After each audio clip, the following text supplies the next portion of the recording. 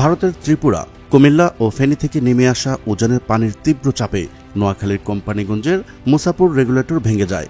এতে স্থানীয়দের মাঝে আতঙ্ক দেখা দিয়েছে। এদিকে কয়েকদিনের টানা বৃষ্টিতে লক্ষ্মীপুরের কয়েক লাখ মানুষ পানিবন্দী হয়ে পড়েছে। বৃষ্টি থামলেও থামছে না পানি। উল্টো জেলা শহর সহ 5টি উপজেলার বিভিন্ন এলাকায় বাড়তে শুরু করেছে উজানের পানির চাপ। খালবিলগুলো দিয়ে ঢুকছে পানি।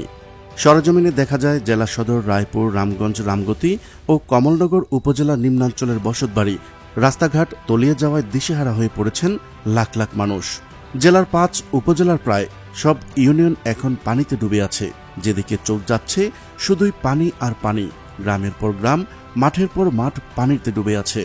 টানা 5 দিনের ভারী বর্ষণে লক্ষ্মীপুরের প্রায় চাষের প্রায় সব মাছই ডুবে গেছে। এতে জেলায় মৎস্য খাতে প্রায় 80 কোটি টাকার ক্ষতি হয়েছে। এই ক্ষতির পরিমাণ আরও বাড়তে পারে বলে ধারণা করা হচ্ছে। 7 উপজেলায় 185টি আশ্রয় কেন্দ্র প্রস্তুত রয়েছে।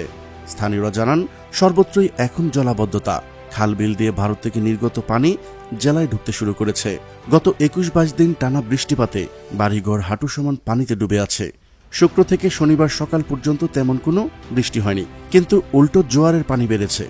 এদিকে আজ সকাল 10টায় ভারতের পানির চাপে নোয়াখালী কোম্পানিগঞ্জের মুসাপুর রেগুলেটরটি ভেঙে যায়। এতে ভাটার সময় পানি নামলেও জোয়ারের সময় লোকালয়ে লবণাক্ত পানি ঢুকবে। এতে একদিকে লোকালয় আরও প্লাবিত হবে, অন্যদিকে লবণাক্ততায় বিশুদ্ধ পানির সংকট দেখা দিবে।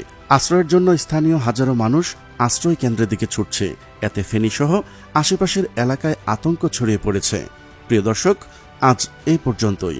শুরু থেকে শেষ পর্যন্ত চেষ্টা করেছি মুসাপুর বাঁধ ও লক্ষ্মীপুরের বন্যার সর্বশেষ ও সঠিক তথ্য উপস্থাপন করতে।